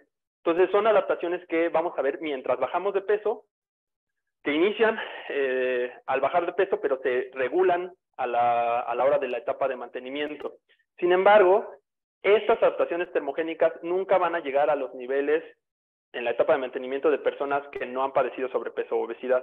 Como sabemos, el cuerpo tiene una tendencia o tiene mecanismos muy eficientes para reganar peso, no así para perder el peso. Y esto es algo que vemos muy comúnmente y que nos hace tan difícil mantener a nuestros pacientes con los pesos o el excedente de peso que perdieron. ¿Por qué? Porque el cuerpo tiene muchas estrategias para esto. Una de esas estrategias es que el cuerpo va a favorecer la pérdida de la masa magra con respecto a la pérdida de la masa grasa. Esta pérdida de la masa magra, que es alrededor de 31%, va a condicionar una pérdida del gasto metabólico basal. Como sabemos, el músculo tiene un gasto energético basal, es decir, sin actividad física, mayor al de la masa grasa. Entonces, perder más músculo que grasa va a condicionar que nuestro gasto metabólico, que de por sí va a bajar mucho con la pérdida de peso, baje aún más. ¿A qué sigue? Todo esto también hay que tomar en cuenta esta teoría del set point, que es un poco lo que engloba estos mecanismos que tiene de adaptación el cuerpo para mantener un peso. Como vemos aquí en la imagen, el paciente con sobrepeso y obesidad tiene un set point o una estabilidad metabólica que condiciona desde el tipo de actividad física que tienen, desde las señales a nivel cerebral de estímulos del hambre, adaptaciones metabólicas, que van a condicionar que mantenga ese peso, que lo aumente, pero definitivamente no que lo baje. Es por eso que nuestros pacientes sin intervenciones simplemente tienden a subir de peso. Cuando nosotros hacemos una intervención, como la restricción calórica, bajamos esa ingesta de calorías, pero el set point no lo modificamos de manera tan eficiente. Es por eso que aun cuando baje de peso, cuando nuestro paciente llega a una etapa de mantenimiento, el set point sigue o muy probablemente esté en el mismo nivel. Y es por eso que, como en este ejemplo del vaso, nosotros apretamos hacia abajo el corcho, dejamos de poner la restricción y nuestro paciente rebota. Y eso es lo que hace tan común la parte de la reganancia. Este set point se puede modificar, definitivamente se puede modificar. Esta teoría del set point es lo que se estudia ahora como pues, principal modo de mantener a nuestros pacientes en un peso estable, y tenemos que modificarlo a partir de cambios en el estilo de vida, principalmente actividad física, que nuestro set point a través del ejercicio se vea modificado hacia un gasto metabólico más bajo. ¿Qué sigue? Ok. De manera muy rápida, eso también ya no vamos a ahondar mucho, pero vamos a tener efectos cardiometabólicos de la pérdida de peso en varios aspectos, no solamente en lo metabólico. También vamos a tener que con la baja de peso, si bien tenemos aspectos positivos como disminuir la inflamación o la metainflamación que produce la obesidad, tenemos también disminución de la resistencia a la insulina, lo que es pues muy eficiente y que inclusive ya está el rebranding de la cirugía bariátrica como cirugía metabólica para atender a estos pacientes con diabetes, con resistencia a la insulina. Tenemos también una disminución, como vemos en la parte superior derecha, una disminución de factores de riesgo cardiovascular, mejoramos la función endotelial, pero muy importante, como vemos arriba a la izquierda y abajo, también tenemos aspectos que no son tan positivos, como la pérdida de la masa muscular, que ya habíamos hablado, pero también tenemos la pérdida de la densidad mineral ósea. Esto con la pérdida de peso es muy importante, sobre todo en pacientes adultos mayores, que ya pudieran estar en riesgo de una sarcopenia, de una obesidad sarcopénica, de osteopenia, osteoporosis. Entonces, bajarlos de peso es un riesgo con estos pacientes de perder más densidad mineral ósea. Y como lo vemos en la parte externa de todos estos dibujitos, el ejercicio actúa en cada uno de estos, tanto como potenciador, potencia la pérdida de la resistencia a la insulina o la sensibilidad a la insulina, potencia el aspecto antiinflamatorio, potencia la función endotelial y también nos va a hacer perder menos músculo y perder menos densidad mineral ósea. ¿La que sigue? Ok. ¿Cuáles van a ser los objetivos en el paciente con control de peso?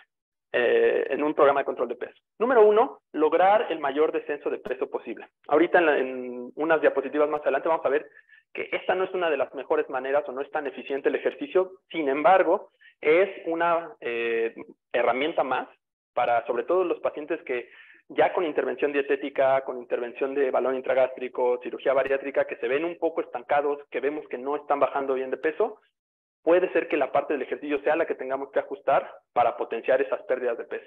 ¿La que sigue? Aquí en mayúsculas, en negritas, evitar la pérdida excesiva de masa muscular. Esto es el punto principal que va a tener el ejercicio en cualquier paciente con sobrepeso y obesidad. Nuestras métricas van encaminadas no solo a la masa muscular, también a la funcionalidad de esa masa muscular, ¿no? O sea, con tests de funcionalidad como el FMS, test de Tinetti para valorar riesgo de caídas. Todo este tipo de pruebas también las podemos utilizar para ver cómo el ejercicio en los pacientes, mientras van bajando de peso, mejora su funcionalidad, su fuerza. Evitar la pérdida de la densidad mineral ósea. ¿La que sigue? Lograr el cambio de conducta a largo plazo. Esto es muy importante y aunque nos podemos apoyar de otras disciplinas como la psicología, psiquiatría para modificar estos aspectos, definitivamente el personal de medicina del deporte o el personal que se encargue de la intervención en deporte, en ejercicio, debe de estar entrenado en una entrevista motivacional, poder analizar cuáles son las barreras, los aspectos que están impidiendo que nuestro paciente se adhiera a largo plazo a estos cambios del estilo de vida. La siguiente. Mejorar la condición física. Esto lo podemos ver a través del VO2, a través de pruebas de funcionalidad, a través de prueba de caminata a los 6 minutos, pero es muy importante también encaminar a nuestro paciente a que va a poder hacer cosas con mayor facilidad, con menos desgaste físico, mejorar la funcionalidad, calidad de vida como riesgo de caídas, mejorar la postura, estos dos sobre todo en nuestros pacientes con obesidad sarcopénica o pacientes adultos mayores, mejorar los parámetros metabólicos, resistencia a la insulina, colesterol, triglicéridos, ácido úrico, sobre todo también mucho el bad mass, la grasa visceral, regulador del estado de ánimo, sobre todo en nuestros pacientes que están teniendo ansiedad, depresión a causa de la obesidad o por otras causas. El ejercicio se ha comprobado como una terapia tan efectiva como algunos medicamentos psiquiátricos. Y, de nuevo, en negritas, mantener la reducción de peso a largo plazo. Vamos a verlo en unas diapositivas más adelante, pero no hay ninguna estrategia al momento para evitar la reganancia o el rebote que se compare con una intervención en ejercicio en mejorar la actividad física. Ok, entonces, el ejercicio en cuestión de la pérdida de peso, como mencionábamos, y esto es un mensaje que damos mucho a los pacientes, el ejercicio no es una manera efectiva de bajar de peso. A diferencia o contrario a lo que muchas veces pensamos y a lo que es el imaginario popular, Cuando queremos bajar de peso nos metemos al gimnasio, nos metemos a retos de ejercicio que son insostenibles a largo plazo y esto es inefectivo. Hacer estos retos, hacer mucho ejercicio en pocos cortos periodos de tiempo, no nos hace perder más del 3% del exceso de peso solamente con el ejercicio. Cuando lo combinamos con una terapia de alimentación, de medicamentos, alguna intervención bariátrica, vamos a ver que el ejercicio, de todo el exceso de peso perdido, el hacer ejercicio solo aumenta un 10% extra. Como les decía, no es una gran estrategia. Ese 10% sigue siendo significativo y sobre todo si tenemos pacientes que están un poco atascados en la pérdida de peso, de nuevo, hay que ver qué tanta actividad o ejercicio están haciendo. Y si aún así, si queremos potenciarlo, se requieren cantidades grandes de ejercicio para condicionar la baja de peso. Más de 300 minutos de ejercicio a la semana. Estamos hablando casi de hacer 1 hora de ejercicio al día, lo cual a veces es muy difícil para nuestros pacientes. Entonces, como pérdida de peso, el ejercicio no es una manera efectiva. ¿La que sigue? Sin embargo, para lo que sí es muy efectivo es para la reganancia. Hablando rápido de reganancia, sabemos que es uno de nuestros principales problemas en cualquier clínica de control de peso. La reganancia que, dependiendo del corte que tengamos, puede ser visto como a partir del peso nadir, más del 15% de reganancia desde el peso nadir, o puede ser también visto como una pérdida del exceso de peso total, ¿no? Pero cualquiera que sea la forma de medir la reganancia es uno de los principales problemas. 40-60% de los pacientes a los 5 años, y esto es muy variable, depende de la intervención. En intervenciones, por ejemplo, únicamente dietéticas o farmacológicas, la reganancia se da mucho más rápido. Vamos a ver que a los 5 años, 40-60% ya reganó el peso. La reganancia, por lo general, empieza a los 4 a 6 meses post-intervención. Ahí es donde tenemos que ver o estar más atentos de nuestros pacientes. 60% va a recuperar no solamente en reganancia, sino 60% recupera todo el porcentaje de masa grasa, que eso es, pues, a nivel metabólico, a nivel de salud, es de lo peor que podemos hacer, ¿no? Reganar o seguir con esa enfermedad del adipocito. También a nivel metabólico, 35% de los pacientes recaen en las cifras o en la patología de diabetes mellitus. Y, muy importante, cuando nuestros pacientes deja de dolerles la rodilla, dejan de tener lumbalgia a la pérdida de peso, la reganancia regresan con esas lesiones, ¿no? Que también modifica mucho la calidad de vida. ¿La que sigue? En específico, en la cirugía bariátrica, que es uno de los aspectos que, como sabemos, es una de las intervenciones más efectivas que tenemos, vamos a ver que aún en la cirugía bariátrica, que pierden mucho peso, que se sienten más ágiles, nuestros pacientes, únicamente 14% en el contexto de la cirugía cumple con las guías del ejercicio. O sea, es una cifra muy bajita inclusive por debajo de lo que vemos de adherencia en los estudios para intervenciones farmacológicas o para intervenciones dietéticas, que es aproximadamente el 30% de adherencia y menos del 30%. Dos de cada 3 pacientes, o perdón, 2/3 de los pacientes realizan menos de 7,000 pasos, no solamente en cuestión de ejercicio, sino también actividad física, muy bajos niveles de actividad física. Vemos que algunos de nuestros pacientes tienden a subir la actividad a los 12 meses, pero después tienden a bajarla progresivamente. Esto también lo vemos como parte de adaptaciones termogénicas de los pacientes. No solo es a nivel de adipocinas, de metabolitos, también a nivel de conductas. Los pacientes cuando bajan de peso tienden a movilizarse menos. Entonces eso es algo muy importante que tendremos que atender. Hay una relación ya estudiada entre la reganancia y el sedentarismo y la actividad física. Los pacientes que son más sedentarios, los pacientes que pasan más horas sentados, más de 4 horas al día, que dan menos de 5,000 pasos, tienden a reganar más peso. Y lo mismo al revés, pacientes con mayores niveles de actividad física tienen mayor pérdida de peso, mayor calidad de vida y mantienen las pérdidas durante más tiempo. ¿La que sigue? Okay. Rápidamente, ¿cómo actúa el ejercicio? ¿Qué es lo que nos va a brindar? ¿Qué efectos tiene? Son muy variados.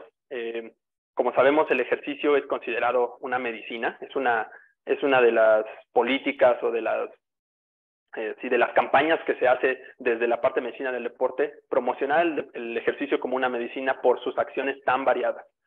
En cuestión del control de peso, vamos a ver que no hay otra forma de mantener el músculo en un paciente que no sea a través de una intervención de ejercicio, de actividad física. La masa muscular es el factor que podemos nosotros incidir, el factor que podemos modificar más importante del metabolismo basal. No podemos modificar sexo, edad, genética, pero sí podemos modificar qué tanto ejercicio, qué tanta masa muscular puede tener nuestro paciente. Está relacionado no solo con el gasto metabólico, también existen miocinas es decir, metabolitos que se producen en el músculo, que van a condicionar aspectos a nivel cerebral para mejorar el estado de ánimo, para mejorar los niveles de energía, que van a condicionar también interleucinas antiinflamatorias, IL-1, disminuye el factor de necrosis tumoral alfa. Entonces, es muy importante también a nivel metabólico. Y el músculo equivale al 80% de la acción de la insulina. ¿Qué quiere decir esto? Que la resistencia a la insulina que tiene nuestro paciente, medido de cualquier manera, por HOMA, por como lo quieran ver, 80% depende del músculo. La mayor cantidad de la resistencia a la insulina se encuentra en el músculo. Mejorar los niveles, la eficiencia del músculo va a mejorar los niveles de resistencia a la insulina de nuestro paciente. ¿A qué sigue? A nivel de la adaptación termogénica, vamos a favorecer la pardificación de la grasa, de la masa grasa. Esto todavía es controvertido en cuestión de si la grasa se convierte en sus características histológicas de grasa blanca a grasa parda, pero definitivamente, aun cuando no se convierta a nivel histológico, la grasa se vuelve más eficiente, se favorece una hipoplasia del adipocito y se favorece que sea más eficiente en liberar los triglicéridos que tiene acumulados, lo que hace que nuestros músculos, nuestro cuerpo, sea más efectivo en usar grasas con respecto a carbohidratos libres, ¿no? O glucógeno. Mantiene el tono simpático parasimpático. Esto es muy importante porque, como sabemos, cuando tenemos un tono simpático mantenido en nuestro cuerpo, que es una de los efectos de una inflamación sostenida, todos nuestros tejidos se van a ver afectados. Entonces, mantener un tono simpático parasimpático adecuado hace que nuestras células funcionen de manera más adecuada y que no favorezcamos la acumulación de grasa, que no favorezcamos la hiperplasia del adipocito. Y mayor adherencia a la restricción calórica. También la leptina en los pacientes con obesidad, aunque hay una variabilidad poligénica importante, la leptina, se ha visto que los pacientes tienen resistencia a la leptina. A pesar de que bajen de peso, las células, el adipocito sigue teniendo resistencia. El ejercicio hace que el adipocito sea más sensible a la leptina. Entonces, esta hiperleptinemia que vemos en los pacientes con obesidad, con el ejercicio hace más eficiente y hace que el adipocito, de nuevo, sea más efectivo para recibir la leptina y tener mayores niveles de saciedad. ¿A qué sigue? Y bueno, a nivel de todas las comorbilidades que atiende el ejercicio, va a mejorar la condición cardiorrespiratoria medida por el VO2, que como sabemos el VO2 a nivel de medicina, es el mejor indicador de riesgo de muerte que existe. O sea, tener un mejor VO2 nos hace sobrevivir más cosas casi en cualquier enfermedad. Reducción en un 60% de la transición de pacientes que tienen resistencia a la insulina para evitar que hagan la transición a diabetes. Disminución de la grasa visceral, del colesterol total y disminución de caídas y fracturas. ¿A qué sigue?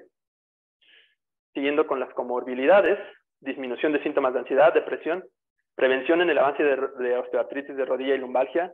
Igual, esto es algo que a nivel global nuestro paciente afecta mucho, ¿no? El paciente no se mueve porque le duele la rodilla, porque le duele la espalda, y a veces es por lo que van primero al control de peso, porque el ortopedista o la ortopedista le sugiere bajar de peso por la lumbalgia, por la osteoartritis. Disminuye el deterioro cognitivo asociado al Alzheimer, a obesidad, y relación entre la condición cardiorrespiratoria y complicaciones postquirúrgicas, como les decía, ¿no? Tener un mejor VO2, una mejor condición física nos hace sobrevivir cualquier cosa, mejor que otras personas. ¿La que sigue?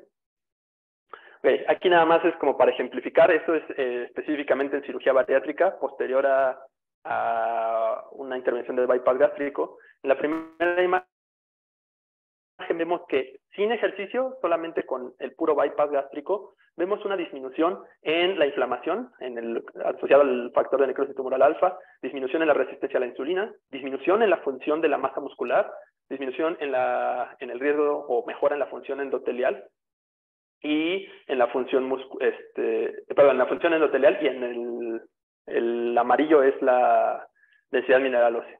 A los 3 meses post-intervención reduce todo eso la cirugía bariátrica, lo que quiere decir que le va muy bien a nuestro paciente. Pero como vemos, después a los 9 meses muchos de los indicadores regresan a como estaban. La función endotelial empeora, la parte de la resistencia a la insulina empeora, y los factores que no queremos que avancen, como la densidad mineral ósea y la función muscular, siguen bajando. Y abajo, como vemos con el ejercicio, la misma intervención, un bypass gástrico, esos factores a los 3 meses se ven atenuados, ¿no? O sea, no vemos ese rebote, sino continúan las pérdidas, o no son tan intensas como con solamente el ejercicio, perdón, como solamente el bypass gástrico. Lo que quiere decir que el ejercicio potencia los efectos que tiene la cirugía bariátrica, en cuestión de la cirugía bariátrica, pero en cualquier otra intervención, el ejercicio va a potenciar esos efectos. Entonces va a ser muy importante empezar a incluirlo o tenerlo en mente en nuestros pacientes. ¿A qué sigue? Ahora, no todo es miel sobre hojuelas. Hay riesgos asociados al ejercicio, por lo cual es importante hacer un buen tamizaje de nuestros pacientes. Dentro de esos riesgos asociados tenemos de los más importantes muerte súbita, que usualmente está generado por arritmias, y enfermedad isquémica. Estos dos son muy importantes porque, aunque son poco frecuentes, casi 1 en cada 10,000 pacientes que hacen ejercicio sufren un evento cardiovascular de esta magnitud, pero el tener obesidad y sobrepeso potencia ese riesgo, ¿no? Entonces, bien importante hacer un buen tamizaje de nuestros pacientes. Riesgo de caídas y fracturas, sobre todo en los pacientes adultos mayores. A veces también sobreentrenamiento, cuando hacemos demasiado ejercicio, y esto no solamente es demasiado ejercicio viéndolo desde un punto de vista atlético, ¿no? Que nuestro paciente corra 3 maratones en un mes. Puede ser un sobreentrenamiento causado por una deficiencia energética, por ejemplo, en los pacientes femeninos que estén consumiendo muy pocas grasas, el ejercicio debe de regularse bien para evitar que haya afectaciones. Lesiones también previas, eso es un riesgo muy importante en nuestros pacientes. ¿A qué sigue? Y por otro lado también, o sea, sí es muy buena medicina, pero como yo siempre digo, es muy buena medicina, pero lo más difícil es vender el ejercicio, lograr que nuestro paciente lo haga. ¿Cuáles son las barreras que encontramos a este ejercicio? Número 1, falta de tiempo. Mucho tiene que ver aquí el contexto de ciudad, el contexto de una vida de oficina, de un trabajo de 8 a 8, que eso impide que nuestros pacientes tengan tiempo de hacer ejercicio y que tengan una conducta más sedentaria. Pereza, desagrado por el ejercicio. Tenemos muchos pacientes que no tienen experiencia en hacer ejercicio o experiencias previas negativas con el ejercicio, como bullying, como burlas, como no poder realizar el ejercicio que ellos quieren por su condición de sobrepeso o obesidad. La motivación, la condición física, el dolor, la incomodidad de hacer vistos en ropa deportiva y la autoeficacia, ¿no? Que ellos no se creen capaces de hacer una buena rutina de ejercicio. ¿A qué sigue? Ok, entonces, esto ya llegamos a la parte de qué recomendamos en cuestión del ejercicio. Bien importante tener en cuenta la parte de las metas SMART, que deben de ser específicas, deben de tener cierta temporalidad, deben de poder ser objetivas, medidas de manera objetiva. Aquí les estoy poniendo las metas finales. ¿Cómo tiene que terminar nuestro paciente en las últimas etapas ya del control de peso? Debemos de estar logrando 250 a 300 minutos a la semana de ejercicio a una intensidad moderada. Y esto no tiene, o sea, obviamente es el punto final, pero podemos empezar con menos. Tenemos que hacer mínimo 2 días de ejercicio de fuerza al día. Tenemos que hacer más de 8,000 pasos de caminata diarios y no menos de 5,000. Esto es más en el aspecto del sedentarismo y de la actividad física. Y pausas activas exitosas es interrumpir el sedentarismo antes de que pase 1 hora. Podemos pasar 8 o 9 horas sentados, siempre y cuando no pasemos más de 1 hora sentados de manera continua, disminuimos mucho el riesgo de este sedentarismo. ¿A qué sigue? Ahora, esas son las metas finales, las metas iniciales o cómo podemos ir empezando a nuestro paciente a progresarlo. Ejercicio aeróbico que puede ser, y se sugiere que sea caminata, bicicleta o elíptica para cuidar las articulaciones. Vamos a empezar con 120 minutos a 150 minutos a la semana. Inclusive empezando con más bajito, con 90, ya vemos muchas mejorías de nuestro paciente. ¿Esto qué quiere decir? Que si lo dividimos en 3 días a la semana, tratando de que hagan la mayor cantidad de días, pero con 3 podemos empezar. Estamos hablando de 30 a 35 minutos al día que debe de lograr nuestro paciente. 30 minutos de caminata se ha visto que aumenta muchísimo el gasto metabólico, sobre todo cuando nuestro paciente está empezando. Además, como les digo, caminata, bicicleta, elíptica, natación, son formas seguras de evitar que nuestro paciente no tenga impacto en las articulaciones. Pero bueno, siempre va a ser más eficiente hacerle un tamizaje específico de qué sí puede hacer. Y en cuestión del ejercicio de fuerza, vamos a tratar de que haga 2 a 3 días a la semana. Con 2 días es suficiente. Óptimo sería hacer 3, pero 2 días, y aquí sí pueden ser, digamos que lunes y viernes o los 2 días de fin de semana. Con 2 días de fuerza es suficiente para empezar a ver adaptaciones en el músculo y evitar la pérdida de masa muscular. Vamos a tratar de hacer mínimo 8 series de cada ejercicio por grupo muscular. ¿Qué quiere decir esto? Que cada día podemos hacer entre 4 series o 3 series de cada ejercicio de grupo muscular, y con esto es suficiente para que nuestro cuerpo empiece a generar adaptaciones. Y los principales grupos musculares que vamos a atender son pierna, glúteo, brazo, pecho, espalda, abdomen y hombro, ¿vale? O sea, son como lo básico que tenemos que atender. ¿A qué sigue? Ok, entonces traté de hacerlo esto un poco más práctico. Tengo aquí una rutina. Quiero ver si hay algún voluntario que quiera pasar aquí a hacer una rutina rápida de ejercicio de ligas, ¿no? Alguien que levante la mano. Les prometo que no van a sudar, ¿no? Alguien que se anime. ¿Sí? Adelante.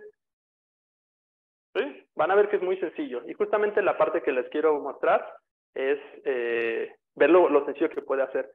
Vamos a empezar con ligas. Yo recomiendo las ligas, sobre todo para los pacientes que son intervenidos postquirúrgicos, post-balón intragástrico. ¿Por qué? Porque el hacer ejercicio con pesas, aunque sí es bueno, las primeras semanas post-cirugía o post-balón gástrico pueden generar mucha presión intraabdominal. Y eso está un poco contraindicado. Entonces, bien importante favorecer las ligas. ¿Si quieres, pasamos? Ok. Entonces, la rutina que tenemos aquí es una rutina de 6 ejercicios que se pueden hacer en sillas, que se pueden hacer parados, no necesitan que el paciente se acueste. Muchas veces el paciente tiene muchos problemas para ponerse abajo o arriba. Entonces, vamos a tratar de favorecer ejercicios con sillas. Entonces, tenemos aquí, sí, sentada, por favor. Tenemos 3 ligas de distinta resistencia. La parte más importante del ejercicio de fuerza es encontrar la fatiga al hacer cada serie. Si yo no siento fatiga, no importa que haga 20 repeticiones, el músculo no tiene el estímulo necesario para crecer. Entonces, va a ser muy importante decirle a nuestro paciente que haga lo que haga, necesita sentir fatiga. ¿Qué es la fatiga? Es ese ardor o temblor en el músculo que sentimos cuando ya hacemos muchas repeticiones. Entonces, vamos a tratar de encontrar la fatiga. Vamos a usar ahorita la liga del medio. Les voy a dejar, ¿no? Entonces, primer ejercicio. Necesitas la liga, la vas a poner arriba de tus rodillas, ajá, y le vas a hacer un nudo. Ajá, o si quieres voltearla y hazle el nudo por encima, ándale. Junta tus rodillas y hazle ahí un nudito. Ok. También es importante ver que las ligas son muy prácticas de usar, no necesitas como gran técnica. Ok, y ahora vas a abrir y cerrar piernas sin despegar los talones, lo más que puedas. Ok, vamos a contar 10 repeticiones y dime si sientes fatiga en el músculo. Debes de sentir la fatiga un poquito aquí. ¿La sientes muy pesado? ¿No? Ok, seguimos. ¿No? ¿Está bien? Vamos a seguir. Vamos, 5, 6, 7, 8, ahí ya no, 9, está bien, 9, 10, 11, ¿ya sientes fatiga? ¿Sientes el ardor? 12, 13, ahí está bien. Con sentir el ardor, ahí nos detenemos, ¿vale? La fatiga es el estímulo necesario más importante para generar músculo. Muy bien, desamarramos la liga. Ok. Y va a test de pierna, entonces vas a llevar pecho, vas a poner la liga aquí en el medio y hacia adelante. Ándale, justo así. 10, 1. ¿Cómo? Así como lo estás haciendo. Ajá, así como lo estás haciendo está muy bien. Eso es, trata de mantener hacia abajo como si estuvieras empujando un pedal. Ándale. ¿Okay? ¿Cómo lo sientes? ¿Sientes fatiga? Debes de sentir un poco de fatiga aquí en esta parte. 10, 11, ¿vamos a hacer 2 más? Ok, y cambiamos de pierna. Es un poquito complicado, pero lo importante es la fatiga. Este es un ejercicio que muy fácilmente pueden hacer nuestros pacientes en casa. Ahorita lo estoy contando. Vamos a tratar de que toda una serie la podemos hacer en menos de 9 minutos. O sea, nuestro paciente necesita 9 minutos al día para que pueda ya empezar a hacer fuerza. ¿Listo? Ok. Siguiente, vas a amarrar la liga aquí abajo de tus talones.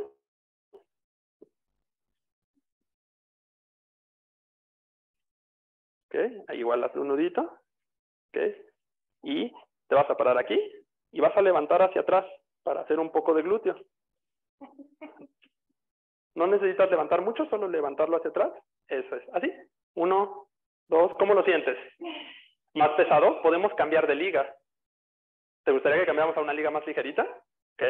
Vamos a tratar de hacer 10. ¿Ya sientes la fatiga? Un poquito y la otra. Ok. Muy bien. Vamos a tratar de hacer 5 más. Excelente. Listo. Con eso ya trabajamos en 3 ejercicios, en menos de 3 minutos, trabajamos la parte inferior de nuestro cuerpo. Siguiente, ahí donde estás sentada, vas a tomar la liga aquí enfrente y vas a abrir. Ajá. Vamos, déjate pasar una liga más ligerita. Eso es lo importante, siempre decirle a nuestro paciente que si siente mucha resistencia al principio, bajar la resistencia. Ahí, así, a la altura de los hombros y abres. Sigue siendo muy ligero. Entonces, ok, agárrala igual y un poquito más afuera. Ajá, eso es, vamos a hacer 10. ¿Puedes abrir un poquito más? Ándale. Ok, ¿ya sientes la fatiga? Debes de sentir fatiga aquí en el lomo, en el pecho, ¿sí? Muy bien, ¿listo? Ahora, vamos a hacer ahí como lo ves en la imagen, está agarrado de algo, pero vamos a hacer lo siguiente. Vas a poner la liga así en tus piernas, con las dos. ¿Ok? Y vas a jalar como si fuera un remo hacia tu pecho. Ándale, así. ¿Ok? Vamos a hacer 10. Estira bien los brazos. Eso, ajá. Vamos a hacer 10. Ok, ahí estamos trabajando un poco de pecho, un poco de espalda.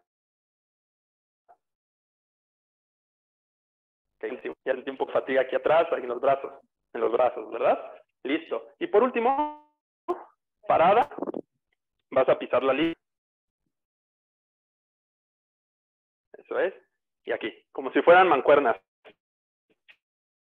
Sin despegar los codos, ándale. Vamos a tardar 10. 3, 4, 5, 6, 7, 8. ¿Ya sientes la fatiga? 10. Listo. Muy bien. Listo. Muchas gracias. Un aplauso.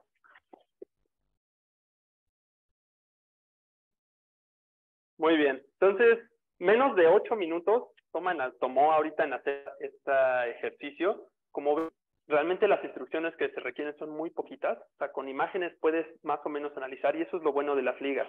De nuevo, este ejercicio se recomienda sobre todo para pacientes postquirúrgicos los primeros meses, primer mes, segundo mes, que tenemos las restricciones de evitar la presión intraabdominal, aunque es seguro el hacer un ejercicio de pesas.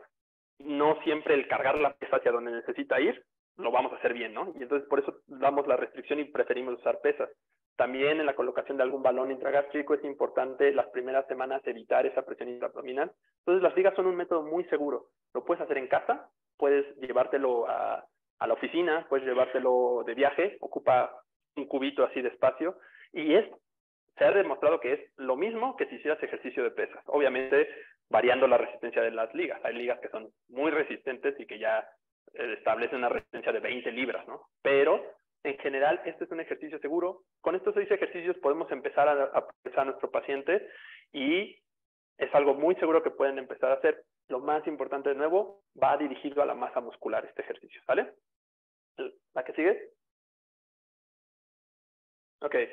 Y para concluir, el ejercicio es ineficiente para el proceso de pérdida de peso. Este de nuevo, es un mensaje que le damos muy comúnmente a los pacientes.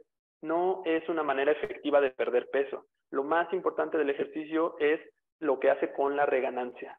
El ejercicio y la actividad física, el dar mayor cantidad de pasos, el pasar menos tiempo sentada, es el factor modificable más importante para evitar la reganancia. Hay otros factores definitivamente que condicionan la reganancia, pero dentro de esos casi no podemos incidir. El ejercicio sí lo podemos modificar. Y más de la mitad de los pacientes se encuentran en riesgo de la reganancia de peso, independientemente de la intervención. Ahora, el ejercicio va a actuar principalmente aumentando la cantidad y calidad de masa muscular y el gasto de energía, pero también vamos a ver que va a tener impacto en las variables metabólicas, en la cuestión emocional de nuestro paciente va a tener mayor adherencia al tratamiento por la resistencia a la leptina, por condicionantes de conducta. Entonces, muy importante ir valorando cuando nuestro paciente esté estancado, cuando esté en riesgo de reganancia, ajustar la parte del ejercicio. ¿La que sigue? Y eso sería todo de mi parte. Muchas gracias. No sé si tengan alguna duda, si tengan algo que comentar. Ajá. Tomando en cuenta que, por ejemplo, el paciente se coloca hoy el balón, ¿al cuánto tiempo pudiera iniciar la técnica con líder? Ok, se recomienda más o menos dar una semana después de la colocación del balón. Podemos hacer caminata, pero durante la primera semana